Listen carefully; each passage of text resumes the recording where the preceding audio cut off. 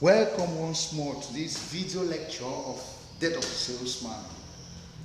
Now, today's classroom presentation is specifically on this Death of a Salesman, just to give our audiences a clue of how easy it is to handle the Death of a Salesman. Now, the first clue we have is that we have been able to break down the play into those central episodes. Now, if you can handle each and every one of them, then trust me, you have put a handle on that play.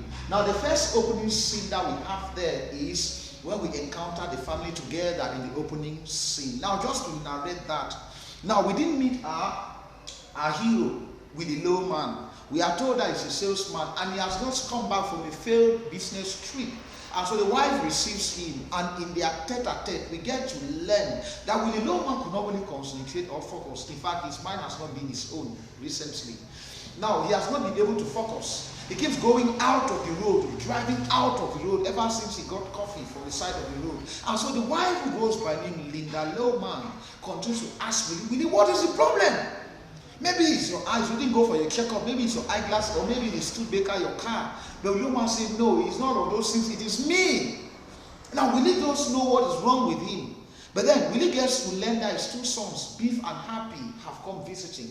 Now, the elder of the two sons is Beef, who is 34, and Happy is the younger, which is 32. Now, the two boys in their own room, the same room they used to occupy before they moved out. Now, we learned that these two boys now have jobs of their own, even though they are not happy, because it's not really jobs, some kind of, don't know how to call it. Well, Happy works at the company where he's the assistant to the assistant salesman.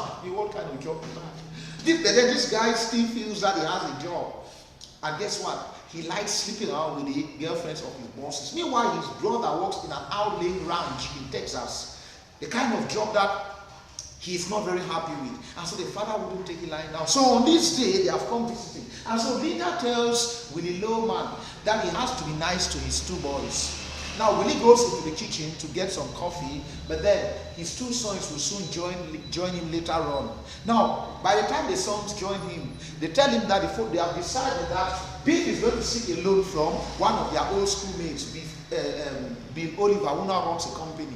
And with the loan, of course, they can start up their own business. Willie Lowman, who is always a self-denier, he jumps into the plan. Oh, it's a good plan. In fact, if they need advice, I will give them some. So Willie likes to give them advice on how they can present themselves, how they can speak big. You know, when you talk big, the more big you can talk, the more credibility it brings you, right?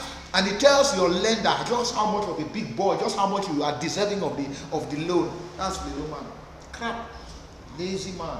Meanwhile, Linda makes a proposition to Willie Lowman. Why don't you tell Harold Wagner, you are now new boss, the son of your former employer.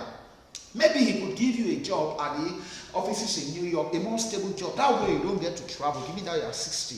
And so Willie jumps at it.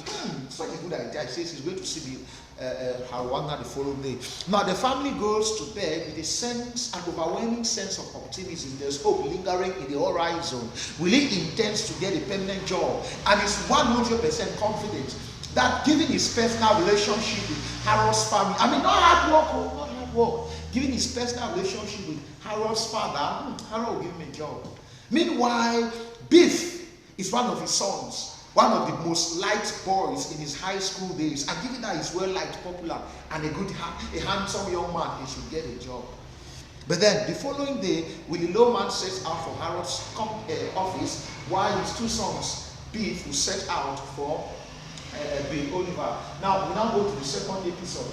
Let's look at Willie at Wagner's office. Now, two things are important there for you to take note of this overall scheme of things. Now, Willie presents his case, but then Harold is very busy talking to his wife, who is having a good time with the kids. And he even tells Willie to listen to his wives having a good time with kids. And after Willie must have listened to his wives, what then we as analysts draw, we see contrast.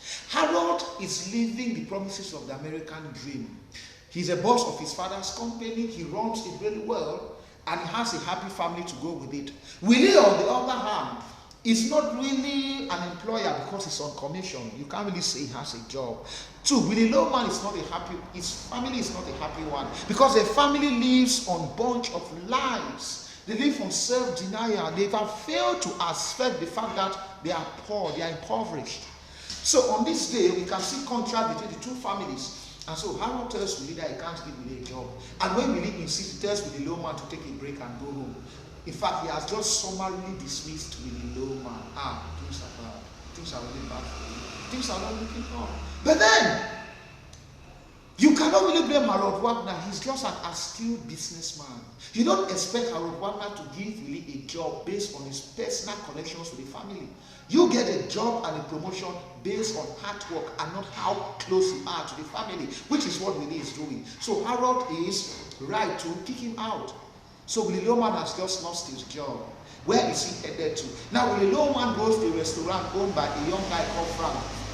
Why is he going there? In that very first scene, Linda noticed that Willie had been struggling to kill himself. When he sniffed gas from the pipe in the cooker in the kitchen, Linda informed the boys that your father has been trying to kill himself, and that's because he feels abandoned. Why don't you two take him out and make him feel some love? That way he might not try to kill himself again. So on this day, the two boys have decided to take their father out. So they decided that once they are done with Dean Oliver and Willie with Harold Wagner, they will all meet up at Frank's restaurant and then sit down for a meal. And then on that day, Willie sits down on the table, and Willie is very eager to hear from his boys how he pans out. And so why Beef is still fumbling with the bad news? Because there's bad news. Bill Oliver refused to give Beef the money that Beef was seeking. Because Bill Oliver can't really even remember Beef. Beef thought that Bill Oliver would just jump in and give him the loan. So Bill Oliver turned him down. But before he left, he stole a pen from Bill Oliver's office, the fountain pen. Now when they talk with their father, Willie wants to know how he pans out. And Willie just assumed that it was succeeded because they are well light, and he drew the way on how to seek a loan. But then Beef is agitating and wants to tell Willie that it didn't went well. But then Happy keeps stopping him. Please don't tell him, because Happy knows that the woman will not take it well.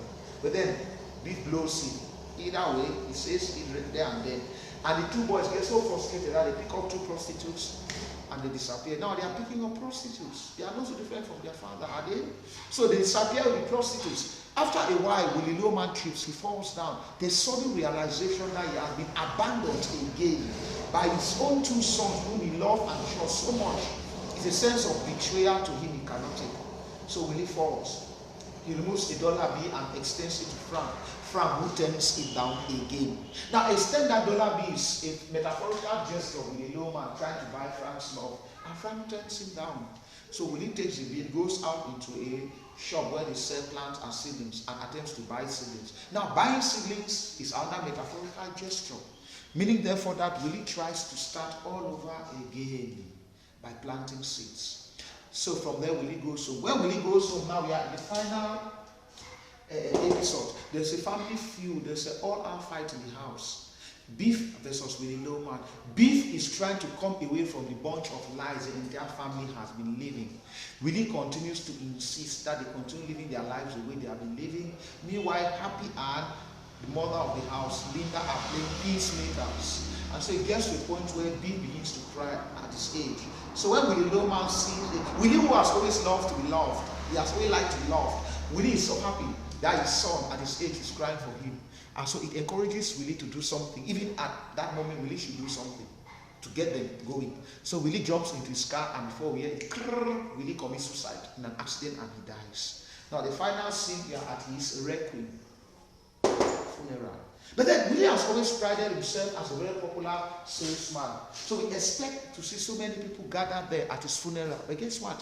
When we get to his funeral, the only one we see apart from his immediate family is Charlie, which tells us that Willie was not as popular as he was.